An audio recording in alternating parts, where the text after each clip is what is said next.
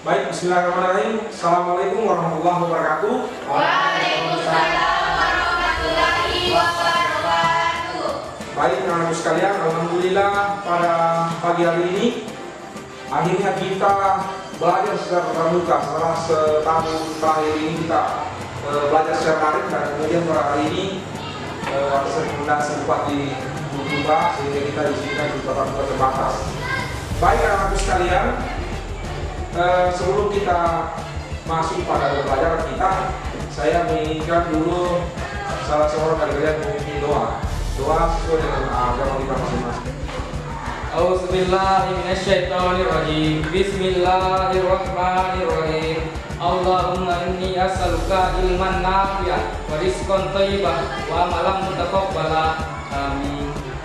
Baik, anak-anak sekalian, setelah kita berdoa, untuk lebih rileks kita dalam belajar, saya menginginkan kita dulu isi dulu ice breaking ya. Ayo kita bentuk lingkaran dulu. Di sini kali. 4, 2, 1, 3, 2, 1, 2.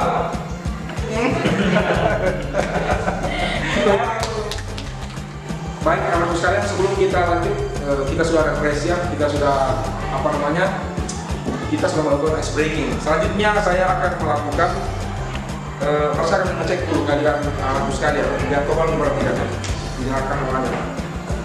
Andi Ilmi, Hadir Pak. Fajri, Hadir Pak. Dea, Hadir Pak.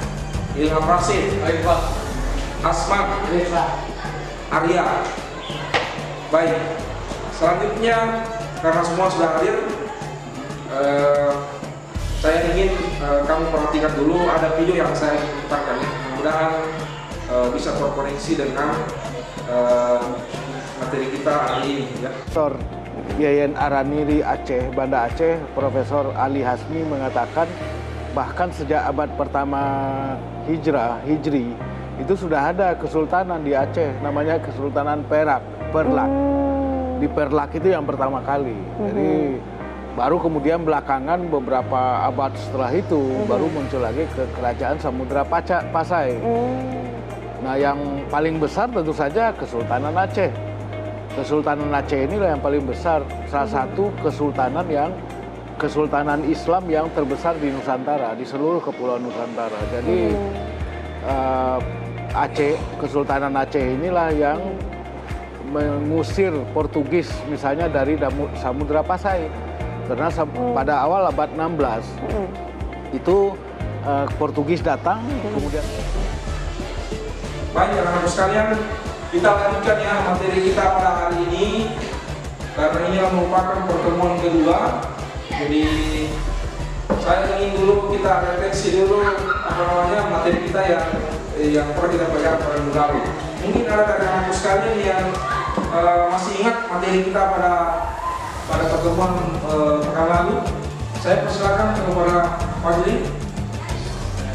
Baik, materi minggu lalu yaitu membahas tentang teori masuknya Islam ke Indonesia. Ya, baik, ya itulah teori kita ya. Dari minggu lalu kita sudah belajar tentang teori masuknya Islam ke Indonesia. Ada beberapa teori yang telah disampaikan pada pertemuan yang lalu. Nah, pada hari ini kita akan belajar tentang kerajaan maritim Islam Indonesia. Baiklah anak-anak sekalian, setelah pengantar kita, saya sudah gambarkan secara ringkas bagaimana tumbuhnya kerajaan Islam di Nusantara dengan kebesarannya di Pulau Jawa, di Pulau Sulawesi, kemudian Sumatera, dan kemudian ada di Ternate misalnya. Baiklah, bagaimana dengan seluruh kelompok? Apakah sudah bisa kita mulai diskusinya? Siap, Pak. Baik, kalau sudah siap, baiklah kita akan mulai diskusi ya. Saya akan persilakan dulu kelompok 1 untuk menampilkan hasil diskusinya pada. Bismillahirrahmanirrahim. Assalamualaikum warahmatullahi wabarakatuh. Waalaikumsalam warahmatullahi wabarakatuh. Selamat pagi semuanya. Pagi. Alhamdulillah, pertama-tama kita panjatkan puja dan puji syukur atas kehadiran Allah Subhanahu wa taala, karena atas berkat berkat rahmat dan limpahannya sehingga kita dapat berkumpul dalam ruangan kelas ini dalam keadaan sehat walafiat.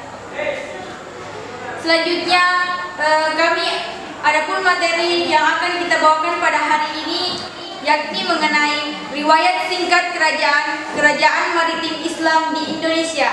Sebelum itu, saya akan memperkenalkan anggota dari kelompok 1. Saya sendiri atas nama Dea Ananda Rahmadiani sebagai moderator yang akan membimbing jalannya diskusi pada hari ini. Selanjutnya, saya akan memperkenalkan rekan saya atas nama Ilham Rashid sebagai notulen. Adapun aturan-aturan diskusi kita pada hari ini, yang pertama yaitu setiap kelompok diperkenankan untuk memberikan 1 pertanyaan saja. Kemudian yang kedua yaitu para peserta diskusi mengikuti diskusi dalam keadaan tertib.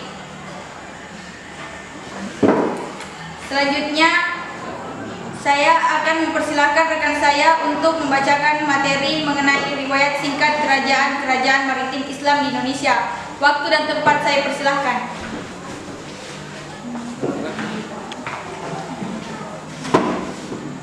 Baiklah, terima kasih atas kesempatan yang diberikan.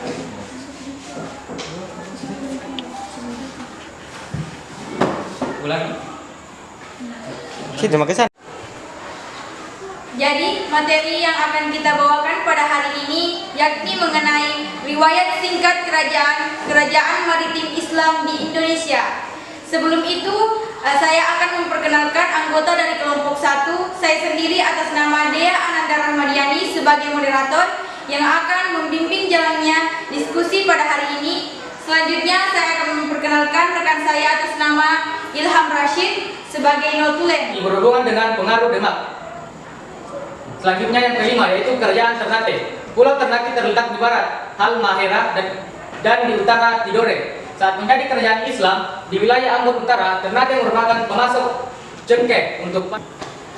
Baiklah, sekian materi dari kami. Saya ucapkan terima kasih kepada seluruh pendengar dan saya kembalikan kepada moderator.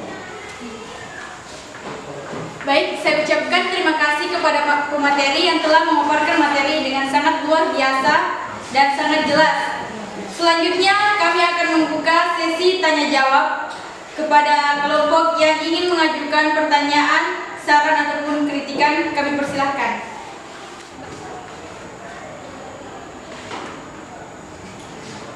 Baik, terima kasih atas kesempatan yang telah diberikan.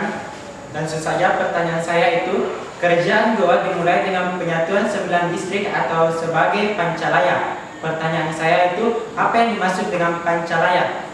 Sekian dan terima kasih. Baik, terima kasih atas pertanyaan yang luar biasa dari kelompok 3. Selanjutnya, berikan kami waktu selama 5 menit untuk menjawab pertanyaan dari kelompok 3. Terima kasih. Baik, untuk menjawab pertanyaan dari kelompok 3, saya persilakan rekan saya untuk menjawabnya. Baiklah, terima kasih atas pertanyaan yang diberikan. Kembali lagi ke soal, apa itu Pancalaya? Pancalaya adalah sebutan lain dari Ketua Dewan Adat Bate Selapang dalam kerajaan yang telah didirikan. Sekian dari saya. Baik, selanjutnya kami kembalikan kepada kelompok penanya. Apakah ingin menanggapi? Baik, jawaban yang sangat luar biasa. Akan tetapi, saya ada senggahan untuk kelompok pertama, yaitu siapakah Raja Goa yang pertama yang memeluk agama Islam? Saya serahkan ke moderator. Baik, terima kasih atas sanggahan yang diberikan oleh kelompok 3 kepada kelompok 1. Selanjutnya saya persilahkan rekan saya untuk menjawab sanggahan dari kelompok tersebut. Saya persilahkan. Baiklah, terima kasih atas kesempatan yang diberikan. Saya akan menjawab sanggahan dari kelompok 3, yaitu siapa raja pertama yang memeluk agama Islam? Raja pertama yang memeluk agama Islam adalah Dae Manrabia atau Imangarangi Dae Manrabia Sultan Alauddin Tumenangan Ri Gaukana. Beliau adalah Raja Goa yang ke-14. Baik, itulah tadi jawaban dari kelompok pertama. Selanjutnya kami kembalikan kepada kelompok penanya.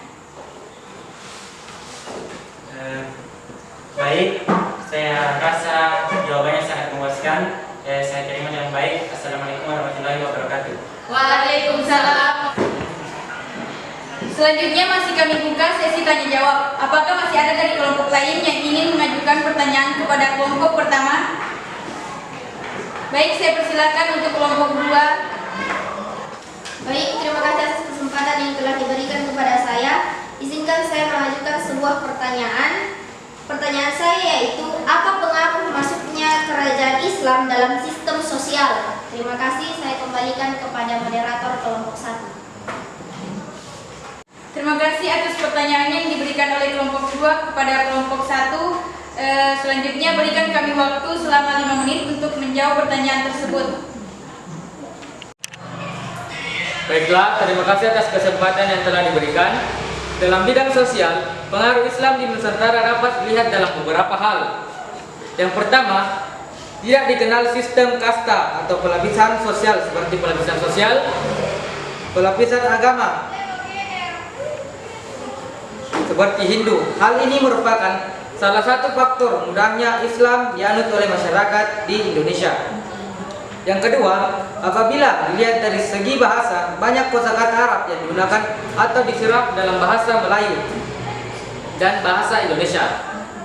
Adaptasi bahasa Arab contohnya yaitu pada nama hari. Yang pertama, hari Senin yaitu Isnain, Selasa, Sulasa, Rabu, Rubaa,